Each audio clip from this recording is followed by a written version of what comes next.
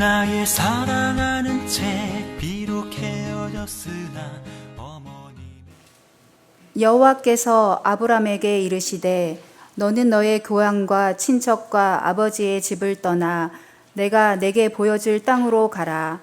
내가 너로 큰 민족을 이루고 내게 복을 주어 내 이름을 창대하게 하리니 너는 복이 될지라. 너를 축복하는 자에게는 내가 복을 내리고 너를 저주하는 자에게는 내가 저주하리니 땅의 모든 족속이 너로 말미암아 복을 얻을 것이라 하신지라.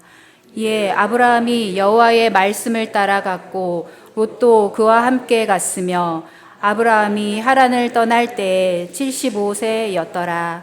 아멘. 껍데기 목회자는 가라. 목회자들의 목회자라고 불렸던 우리 시대의 그 목회자들에게 많은 영감을 주었던 유진 피터슨 목사님의 책의 제목입니다. 우리말로 껍데기 목회자는 가라라고 다소 도발적인 제목으로 번역했는데 원래 영어 제목의 원래 뜻은 불필요한 목회자라는 뜻입니다. The unnecessary pastor라는 불필요한 목사 그런 뜻입니다. 자, 목사가 불필요하다라는 말이 아닙니다. 다만 어떤 영역에 있어서는 목사는 필요 없다라는 것입니다. 쉽게 말하면 이런 목회, 이런 목사는 필요 없다라고 말하고 있습니다. 자, 이 책에서 유진 피터슨 목사님은 세 종류의 잘못된 목사들의 영역을 말합니다. 다시 말하면 껍데기 목회를 열거하는데 번역이 매끄럽지 않아서 말이 어렵습니다. 그래서 제가 최대한 설명을 잘 해볼 테니까 한번 들어보시기 바랍니다. 첫째, 목회자들은 오늘의 문화가 중요하다고 여기는 것에 대해서 불필요한 존재들이라고 말합니다. 이게 무슨 말이냐면요. 다시 말해서 세상 문화를 옹호하고 세상에서의 안정과 성공과 번영을 말하는 목회자는 필요 없다라는 말입니다. 쉽게 말하면 예수 잘 믿으면 부귀영화, 만사 형통을 누리게 될 것이다 라고 가르치는 목회자는 있어서는 안 된다라는 것입니다. 자, 두 번째로 스스로를 대단히 중요한 본질적인 존재라고 생각하는 목회자들은 불필요하다라고 말했습니다. 여러분, 교회 안에서 목사의 역할이 중요한 것은 맞지만 목사가 굉장히 가장 중요한 존재이고 무엇보다 목사는 자신이 본질적으로 성도와는 다른 뭔가 특별한 존재인 양 여기는 목회자는 불필요하다라는 것입니다. 내가 얼마나 특별한 목사인데 이런 생각을 가진 목사여서는 안 된다라는 것이죠. 종종 목사님들이 하는 얘기가 있습니다. 목사님들끼리 하는 성도들한테도 그런 얘기하죠. 자기는 목회 안 하려고 했는데 하나님이 나를 강권하셔서 목회의 길로 들어서게 했다. 이런 얘기를 합니다. 다 거짓말입니다. 거짓말이에요. 본인만의 착각입니다. 하나님은 억지로 시키시는 분이 절대로 아닙니다. 안 하겠다라고 하면 안 시킵니다. 그런데도 마치 나는 안 하려고 했는데 하나님이 나를 특별히 여기셔서 특별히 부르셔서 마치 목사가 된 것처럼 그렇게 얘기를 합니다. 이런 말을 하는 목사일수록 여러분 가까이 하시면 안 됩니다. 신학대학원에서 제가 첫 수업 시간에 그 교수님이 하신 얘기가 너무나 인상에 남았습니다. 교수님이 첫 시간에 하시는 말씀이 우리 신대원생들을 두고서 여기에 오신 분들 중에서 하나님의 특별한 음성을 듣고 이 자리에 오신 분이 있으면 한번 손 들어 보시라. 그러니까는 몇몇 사람이 이렇게 쭈뼛쭈뼛 이렇게 손을 들어요. 그러자 교수님 하신 말씀이 당신들은 당장 집으로 가라고. 당신 같은 사람들은 위험한 사람들이다. 여러분, 목회자라고 해서 특별한 부르심이 있는 것이 아닙니다. 성도와 다른 특별한 존재는 더더욱 아닙니다. 그러니까는 늘 강조하는 대로 교회 안에서는 모두가 다 똑같이 소중하고 특별합니다. 목사라고 더 특별하다? 그런 건 절대로 있을 수 없습니다. 단 특별 대접을 해줘야 하는 사람은 새가족 4주 동안, 그 다음에 우리 어르신들, 그 다음에 아이들, 그런 분들만 우리 특별 대접을 해줘야지 목사라고? 아니요, 절대로 그렇지 않습니다. 자, 세 번째로 유진 피터슨 목사님은 교인들이 요구하고 주장하는 측면에서 목회자는 불필요한 존재다 그럽니다. 되게 번역이 좀 이상한데요. 이게 무슨 말이냐면요. 목사가 뭔가 자신은 대단한 존재라고 여긴 나머지 목사가 성도들의 모든 문제들을 다 해결해 줄 수 있다라고 생각해서 소위 메시아 콤플렉스에 빠진 목회자들은 필요 없다라는 것입니다. 여러분, 이런 목사님들이 의외로 많습니다. 마치 목사는 구약에 나오는 모세나 엘리야나 되는 것처럼 모든 일들을 막 해결해 줄 수 있고 모든 일에 해답을 줄 수 있고 그렇게 성도들의 문제를 척척 해결해 줄 수 있어야 한다. 그래야 목회를 잘하는 것이다 라고 생각합니다. 여기에 대해서 유진 피터슨 목사님은 목회자도 역시 연약하고 무능한 존재임을 성도들이 알도록 해야 하고 자신도 역시 성도의 한 사람으로서 예수님이 필요한 존재이고 예수님을 바라보아야 하는 존재임을 잊어서는 안 된다라고 하였습니다. 너무너무 여러분 중요한 얘기입니다. 꼭 마음에 새기시기 바랍니다. 목사는 특별하다? 그러면 여러분 더 이상 기독교는 기독교가 아닙니다.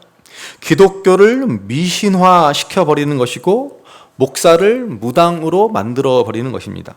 정말로 꼭 명심하셔야 합니다. 자, 목사에 대한 이야기를 제가 좀 강하게 했는데 이것은 사실 우리 모두에게 해당하는 이야기가 될 수 있습니다. 예수 믿어 세상 복을 받자. 나는 남보다 더 특별하고 차원 높은 신앙을 가졌다. 나는 하나님의 직통 계시를 받는다. 이러면 다 이것은 껍데기 신앙이고 불필요한 잘못된 신앙이라는 것입니다. 무늬만 기독교지 진짜 믿음이 아닙니다. 제가 오늘 이런 이야기를 하는 이유는 오늘 말씀드릴 우리 교회의 5번째 비전과 관련되어 있기 때문입니다. 지금까지 말씀드린 우리 교회의 비전을 다시 잠깐 생각해 보면은 첫 번째는 오직 그리스도의 십자가만 자랑하는 교회가 되어야 한다 그랬습니다. 세상 자랑 그만하시고 모든 것이 하나님의 은혜임을 알아 그 은혜의 눈으로 나와 다른 사람을 바라볼 수 있어야 한다는 것입니다. 두 번째로 진리로 거룩해지는 교회라고 했습니다. 신앙의 목적은 구원받는 것이 아니라 거룩해지는 것이다 라고 하였습니다. 거룩은 한마디로 예수님을 닮아가는 것입니다. 어떻게 거룩해질 수 있습니까? 말씀을 더 깊이 읽고 묵상하고 무엇보다도 말씀을 잘 지키셔야 한다라고 하였습니다. 세 번째로 하나님을 참되게 예배하는 교회라고 하였습니다. 예배의 본질은 하나님과 가까워지고 친밀해지는 것입니다. 하나님을 만나는 것이 예배입니다. 우상을 섬기듯 미신을 섬기듯 복받기를 바라며 예배하지 마시고 예배를 통해 하나님과 더욱 가까워져서 하나님 닮은 존재로 삶이 변화되어야 함을 말했습니다. 자, 그리고 네 번째로 다음 세대를 품는 교회입니다. 우리 자녀들에게 믿음이 전수되고 우리 자녀들이 하나님 앞에서 꿈과 비전과 사명을 갖도록 해야 한다라고 하였습니다. 자, 오늘은 마지막 5번째 비전으로 이웃에게 복이 되는 교회입니다. 지난주에 제발 복타령 좀 그만하자라고 말씀드렸는데 우리에게 진정한 의미에서 복이란 무엇인지 어떻게 우리가 복이 될 수 있는 것인지를 알아야 합니다. 자, 오늘 본문을 한번 보시기 바랍니다. 본문 2절 3절 말씀을 다시 한번 읽어보시겠습니다. 본문 2절 3절 같이 읽습니다. 내가 너로 큰 민족을 이루고 내게 복을 주어 내 이름을 창대하게 하리니 너는 복이 될지라. 너를 축복하는 자에게는 내가 복을 내리고 너를 저주하는 자에게는 내가 저주하리니 땅의 모든 족속이 너로 말미암아 복을 얻을 것이라 하신지라. 아멘. 자, 여기 이 말씀에 보시면 복이라는 단어가 5번이나 반복됩니다. 하나님이 아브라함의 삶에 한순간 개입하셔서 아브라함의 삶을 복으로 부르셨습니다. 복 있는 사람으로 복이 되는 삶으로 아브라함을 초대하십니다. 여러분, 우리의 삶도 아브라함과 마찬가지입니다. 왜 우리의 삶이 가치 있고 영광이 있다라고 말할 수 있습니까? 우리에게 세상처럼 뭔가 자랑할 만한 것이 있고 뭔가 내놓을 만한 것이 있어서 그렇습니까? 우리에게 뭔가 다른 사람보다 나은 무슨 학식이 있어서, 지혜가 있어서, 부귀와 영화가 있어서 그렇습니까? 절대로 그렇지 않습니다. 하나님의 간섭과 개입 속에 하나님이 우리를 복으로 부르셨기 때문에 우리의 삶은 복 있다라고 말하는 것입니다. 본문을 통해 우리는 이 복에 대한 세 가지 중요한 본질을 바라보아야 합니다. 먼저 우리에게 복이 있다라고 해서 우리 인생의 어려움과 고통이 면제되지는 않습니다. 아브라함은 큰 민족을 이루는 복을 받았습니다. 그러나 다시 2절 말씀을 한번 보시기 바랍니다. 2절 말씀 같이 한번 보시겠습니다. 내가 너로 큰 민족을 이루고 내게 복을 주어 내 이름을 창대하게 하리니 너는 복이 될지라. 아멘. 자, 내가 너로 큰 민족을 이루고 복을 내게 주겠다 그랬습니다. 자, 그런데 여러분 지금 아브라함의 상태가 어떻습니까? 잘 아시는 대로 아브라함의 아내 사라는 임신하지 못합니다. 자식이 없습니다. 큰 민족을 이루려면 자녀가 있어야 하는데 아브라함의 아내 사라는 아이를 낳지 못합니다. 전혀 비전이 없어 보이는 상황이지 않습니까? 이런 상태에 아브라함을 부르셔서 열방의 아비가 되게 하겠다라고 말씀하고 계시는 것입니다. 그러므로 먼저 우리가 알아야 할 것은 하나님이 우리를 복으로 부르실 때 거기에 아무런 장애와 난관 없이 부르시는 게 아니다라는 것입니다. 다시 말하면 전혀 가능성 없어 보이는 그런 상황, 절망적인 상황일지라도 우리는 복이 있다라고 말할 수 있는 것입니다. 자, 두 번째로 아브라함은 명예롭게 되는 복을 받게 됩니다. 다시 2절 말씀에 보시면 내 이름을 창대하게 하리라 그랬습니다. 아브라함의 이름을 크고 유명하게 하겠다, 명예롭게 하겠다라고 말씀합니다. 자, 여기서 중요한 것은 아브라함 스스로 명예롭게 되는 것이 아닙니다. 하나님이 아브라함의 이름을 크고 영광스럽게 해 주시는 것입니다. 세상과는 너무나 다른 복입니다. 창세기 11장 우리가 잘 아는 바벨탑 사건에 보시면 그 탑을 쌓는 사람들의 마음 상태가 어떻습니까? 그들은 우리 스스로 우리의 이름을 내자 그랬습니다. 그렇게 스스로 명예롭게 되고자 했습니다. 여러분, 오늘 이 시대 사람들도 여전히 바벨탑을 쌓아가고 있지 않습니까? 온 세상 사람들이 스스로 유명해지고자 애를 쓰고 있습니다. 그래서 호랑이는 죽어서 가죽을 남기고 사람은 죽어서 이름을 남긴다라는 말이 있듯이 이 땅에 태어나서 내 이름 석자 한번 남겨보자라고 발버둥치며 살아갑니다. 그러다가 하다 안 되니까 어떻게 해요? 하다못해 저 산에 가서 바위나 나무에라도 내 이름을 새겨서 길이길이 남겨보자라고 말하지 않습니까?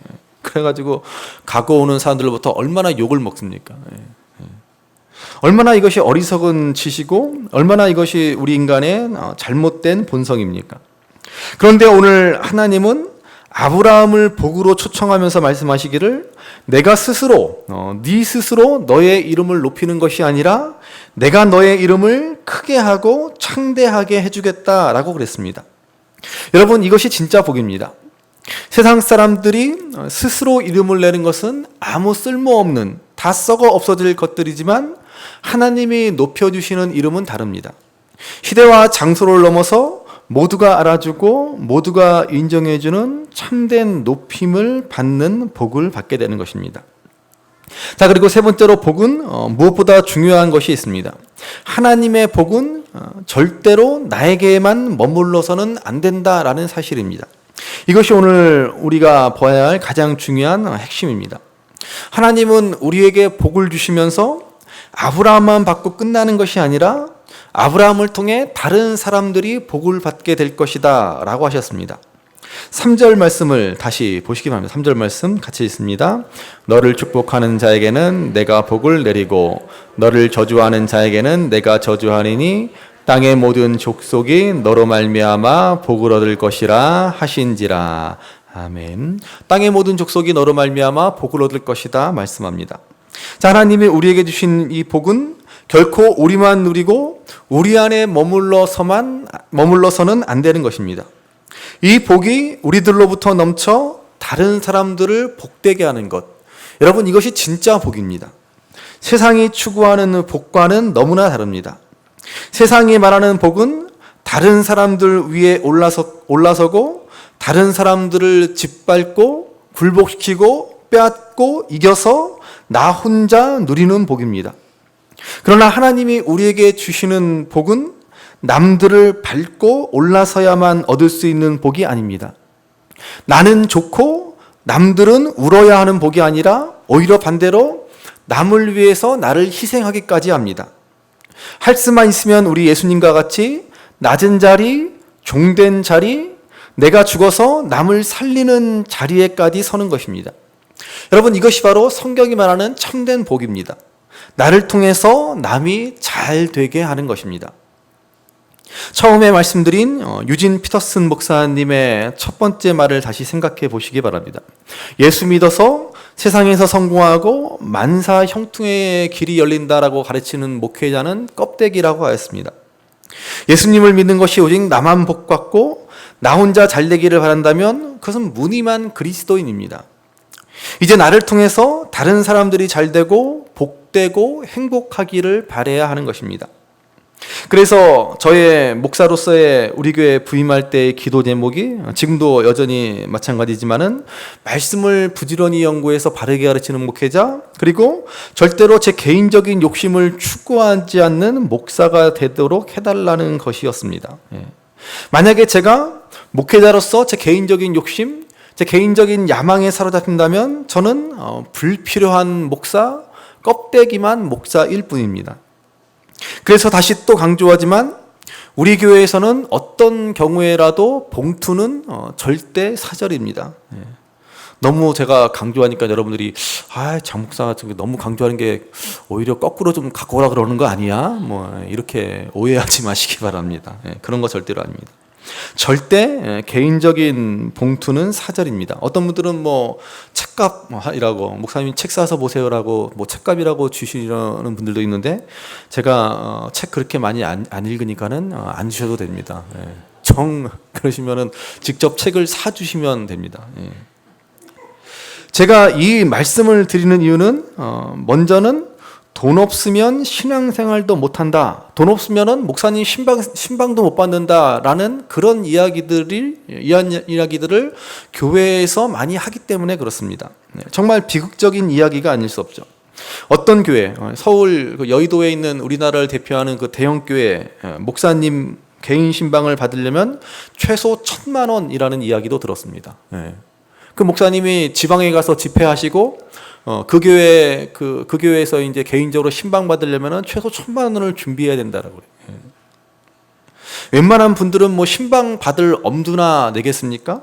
그렇지만 여러분 사실 알고 보면은 그 목사님이나 저나 다 하나님 앞에 다 똑같은 목사예요. 다를 거 하나 없습니다. 그러니까 여러분들 저한테 신방 받으시면은 1,000만 원 이익 보시는 겁니다. 그렇죠? 다음 주부터 또 신방 또 해달라고 또 열심히 그러시는. 더 중요한 이유는 제가 변질되기 때문에 봉투를 안 받습니다. 예전에 솔직히 저도 봉투 받아봐서 아는데요. 봉투를 받으면 그분을 대하는 제 태도가 달라집니다. 모르겠습니다. 다른 목사님들은 어쩐지 모르겠는데 제가 유독 물질에 약해서 그런가 아무래도 다르게 대합니다. 그러니까는 절대로 안 받습니다. 앞으로는 제가 봉투를 받으면 어떻게 될까요? 변하는 건 시간 문제입니다. 성도를 돈으로 대하기 시작합니다. 제가 그런 목사가 되지 않기를 바라시죠. 그렇죠. 바라시는구나. 목사님 좀 나만 좀 생각해 줬으면, 나만 좀 특별히 남을 위해서 봉투 받고 좀 나만 좀 위해 주셨으면. 말 나온 김에 한마디 더 잔소리합니다. 명절 때 제발 좀 그냥 좀 넘어가 주시기 바랍니다. 제가 이렇게까지 얘기해도 소용이 없어요. 왜 저한테 구박까지 받으시면서 꼬박꼬박하게 뭘 갖다 주시는지를 모르겠어요.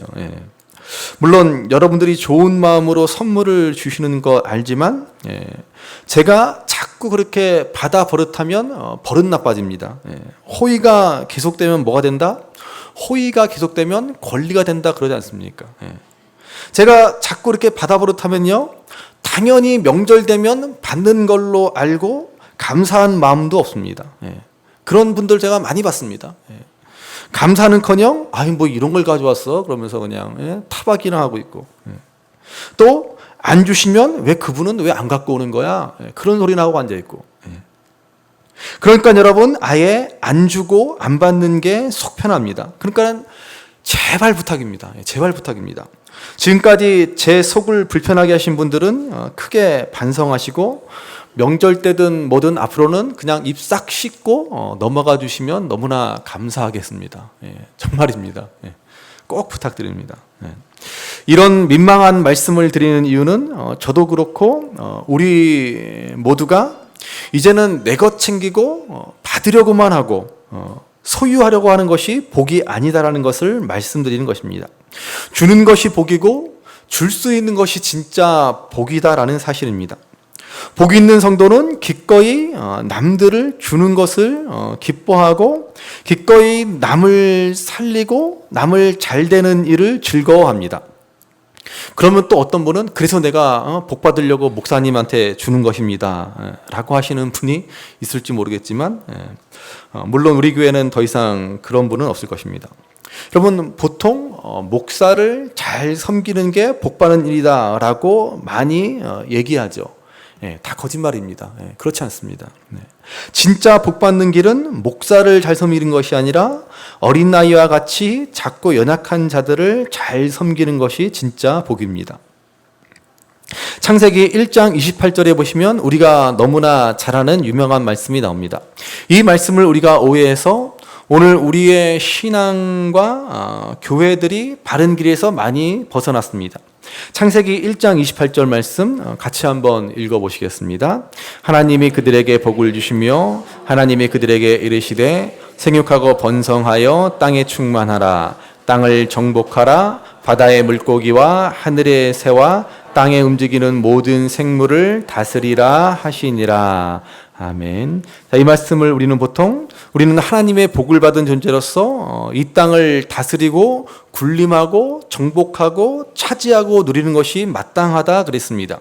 그러나 그런 의미가 아닙니다. 여기 다스리다라는 말은 히브리어 원문으로 라다라고 말씀드렸습니다. 라다, 살리다, 살리게 하다라는 뜻입니다. 그러니까 우리가 복 있는 존재여서 이 세상을 잘 다스린다는 것은 무슨 의미예요? 이 땅을, 이 피조물들을 잘 관리하고 살려내라는 말입니다. 이것이 바로 진정 복 있는 성도의 삶입니다. 그러니까는 나를 통해 내 주위의 사람들이 살아나야 합니다. 우리는 그러면 꼭 전도를 생각하는데, 물론 전도도 중요하겠지만은 나로 인해서 내 주위 사람들이 얼마나 행복한가, 얼마나 나는 이웃들을 살려내고 그들에게 힘과 위로가 되는가 하는 것입니다. 그러므로 정말로 우리가 복 있는 성도, 복 있는 교회가 되려면 나로 인해서 내 가정과 교회와 직장, 내가 속한 공동체가 행복해야 합니다. 그게 진짜 복 있는 삶의 모습입니다. 그래서 저는 우리 교회 안에 웃음이 넘쳐나야 한다라고 생각합니다. 교회에는 웃음이 가득해야 합니다. 그런데 어느새 교회 하면 어떤 생각이 들어요? 웃음기는 싹 빠지고 근엄하고 진지하고 메마른 곳이 되어버렸습니다. 여러분, 우리가 웃음을 잃어버렸다는 것은 무슨 말입니까? 우리 안에 신뢰를 잃어버렸다는 것이고 경직되었다라는 말입니다. 작은 실수조차도 받아주지 못하고 이해해주지 못하고 서로 판단하고 비난하고 정죄하기 바쁘다라는 말입니다. 그것은 우리가 사탄의 지배를 받는다라는 말이고 진실로 복된 성도의 삶을 살아가지 못한다라는 말입니다. 그래서 우리 안에 웃음이 가득해야 합니다. 교회에 오면 저절로 웃음이 나와야 합니다. 그것이 복이 되는 것입니다. 복이 되는 것이라고 해서 거창한 그 무엇이 아니라 나로 인해서 내 주위 사람들이 웃는 것입니다. 그러려면 우리가 꼭 명심해야 할 것이 하나 있습니다. 오늘 본문 1절 말씀입니다. 1절 말씀 같이 읽어보시겠습니다. 여호와께서 아브라함에게 이르시되 너는 너의 고향과 친척과 아버지의 집을 떠나 내가 내게 보여줄 땅으로 가라. 아멘. 자, 하나님이 아브라함에게 무엇을 명령해요? 떠나라 라고 하십니다. 우리가 복이 되고자 한다면 떠나야 한다라고 말씀합니다. 고향과 친척과 아버지의 집을 떠나라라고 했습니다. 떠나셔야 합니다. 당장 다음 주부터 다른 교회로 떠납시다. 그건 아니고, 이 말씀은 나에게 익숙하고 내가 의지하고 내가 붙들고 있는 것을 떠나라는 말씀입니다. 한때 많이 사용되었던 내려놓음이라는 말입니다. 우리 예수님께서 하늘 보좌의 영광을 떠나셔서 하나님의 권세를 내려놓으심으로 우리가 구원을 받은 것처럼 우리도 떠나야 진짜 복이 된다라는 말입니다. 훗날 아브라함은 다시 한번 이 떠남의 교훈을 받습니다. 어느 날 하나님은 아브라함에게 나타나서 그가 100세에 낳은 자기 생명보다 소중한 아들 이삭을 바치라라고 하십니다. 신학자들은 이 사건을 일컬어 아브라함에게 주신 두 번째 떠남의 명령이라고 합니다. 자, 무슨 말입니까? 아브라함이 그렇게 사랑했고 그렇게 소중하게 여기고 삶의 의미로 삼았던 이삭을 떠나라 라는 하나님의 뜻입니다. 그래야 진짜 아브라함이 복이 되는 인생을 살아갈 수 있다는 것입니다. 여러분, 우리가 참된 신앙 안에 거하고 참된 복이 되는 비결이 무엇입니까? 우리가 그렇게 이 땅에서 소중하게 여기고 자랑하고 의지하던 것들을 내려놓아야 합니다. 내 고집, 내 자만, 내 생각조차 다 내려놓아야 합니다. 그래야만 진짜 나를 통해 다른 사람들이 살아나는 복 있는 삶을 살아가게 됩니다. 오늘 아브라함의 이런 복은 신앙의 유산으로 그 아들 이삭에게 전수되는 것을 우리가 성경을 통해 알 수 있습니다. 우리가 창세기를 통해 창세기 말씀에서 보았지만은 이삭은 아버지로부터 그 떠남의 의미, 그 복을 배웁니다. 그 구체적인 증거가 창세기 26장에 나옵니다. 창세기 26장에 보시면 이삭이 우물 파는 이야기가 나오지 않습니까? 그런데 블레셋인들이 그것을 시기하고 그것을 뺏으려고 하고 그것을 차지하려고 합니다. 그래서 이삭은 어떻게 합니까? 떠납니다. 그 소중한 그 생명 같은 우물을 포기하고 떠납니다. 에색, 신나, 르호봇 세 번째 우물을 파기까지 그렇게 양보하고 떠나버립니다. 이삭의 이 모습을 보면 어떻습니까? 답답하고 연약하기 짝이 없습니다. 너무나 바보스럽지 않습니까? 그러나 후에 이삭을 찾아온 블레셋 왕이 뭐라고 합니까? 창세기 26장 28절에 보시면 여호와께서 너와 함께 계심을 우리가 분명히 보았으므로 우리가 이제 계약을 맺자 그럽니다. 이삭의 모습을 보고 그렇게 포기하고 그렇게 양보하고 말없이 떠나는 모습을 보고 블레셋 왕이 이삭을 무시하고 우쭐대고 억압할 줄 알았는데 오히려 그는 말하기를 하나님이 너와 함께 계심을 우리가 분명히 보았다라고 하였습니다. 믿지 않는 자들에게 하나님의 영광을 증거하게 된 것입니다. 여러분, 이러한 삶이 참으로 복 있는 삶입니다. 그 떠남 속에서, 그 내려놓음 속에서 나도 복이 되고 남에게도 복을 주는 귀한 삶이 됩니다. 그리고 마침내 하나님의 영광을 나타내는 놀라운 인생을 살아가게 됩니다. 그러므로 오늘 저와 여러분들이 하나님의 복으로 부르심을 받았다라는 사실을 다시 한번 기억하시기 바랍니다. 자, 그럼 어떻게 해야 합니까? 떠나셔야 합니다. 내가 지금 그렇게 의지하고 내가 지금 그렇게 붙들고 있는 것이 무엇입니까? 내가 지금 그렇게 자랑하고 소중하게 여기는 것이 무엇입니까? 우리는 그 모든 것들을 내려놓을 수 있어야 합니다. 이 자기 부인을 통해 우리는 이웃을 살리고 그들을 유익하게 하고 그들에게 참 생명을 전하는 진정 복 있는 삶을 살아갈 수 있게 될 것입니다. 그러므로 오늘 우리는 복으로 부름받았다라는 사실을 먼저 기억하시기 바랍니다. 현재 나의 형편과 상황과 고통과 가난, 질병에 상관없이 우리는 복이 되었습니다. 그러면 우리를 복되게 하신 주님의 은혜를 따라 이제 남들을 복되게 하는 진정 복에 근원된 삶을 살아갈 수 있어야 할 것입니다.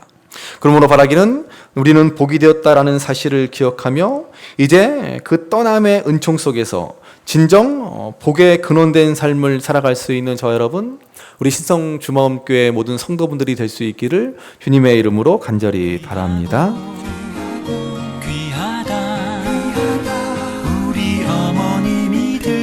주시던 재미있게 듣던 말이 책 중에 있으니 이 성경 심히 사랑합니다.